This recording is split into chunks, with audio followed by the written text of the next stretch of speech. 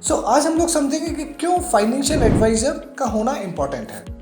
देखिए, लाइफ का कोई भी फील्ड हो, हम हमेशा बात करते हैं कि एक्सपर्ट ओपिनियन ऑलवेज मैटर। क्यों? चाहे वो एक बच्चे की एजुकेशन हो, चाहे हमारा एक मेडिकल असेसमेंट हो, चाहे हम किसी स्पोर्ट्स से रिलेटेड एक्टिविटी में इन्वॉल्व हों, हम सबको एक एक्सपर्ट ओपिनियन की आवश्यकता होती है। Why? Because expert have it's on benefits.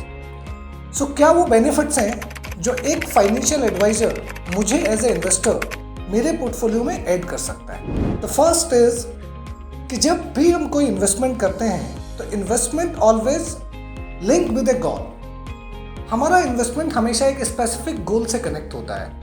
Adviser का काम होता है कि हमारे उस गोल की सही कॉस्ट को आइडेंटिफाई करे और उसको सही से असेस करके हमें एग्जैक्टली उसकी फ्यूचर ओरिएंटेड कॉस्ट और उसके अकॉर्डिंग आज कितना इन्वेस्टमेंट मुझे रिक्वायर्ड है। तो ये सारा जो कैलकुलेशन है वो एक फाइनेंशियल एडवाइजर बहुत इफेक्टिवली कर पाता है।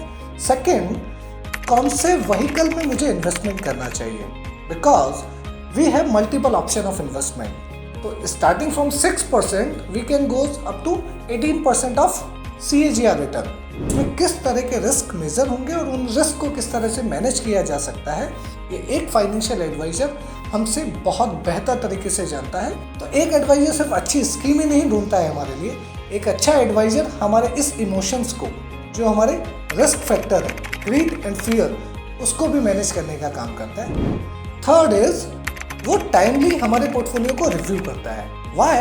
बिकॉज पीरियडिकली, जियोग्राफिकली आप देखेंगे तो हमारी इकोनॉमी चेंज हो रही है, ऑलराइट। तो हमारा इन्फ्लेशन चेंज होता है, हमारा GDP ग्रोथ चेंज होता है, हमारी सेक्टर परफॉर्मेंस चेंज होती है, तो हमारे इन्वेस्टमेंट इंस्ट्रूमेंट भी चेंज होते हैं।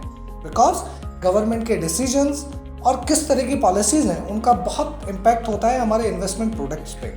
अगर हम टाइमली उनको रिव्यू नहीं करेंगे तो हो सकता है जो इन्वेस्टमेंट डिसीजन मैंने 2 साल पहले लिया था माइट और might not fit for me in today scenario.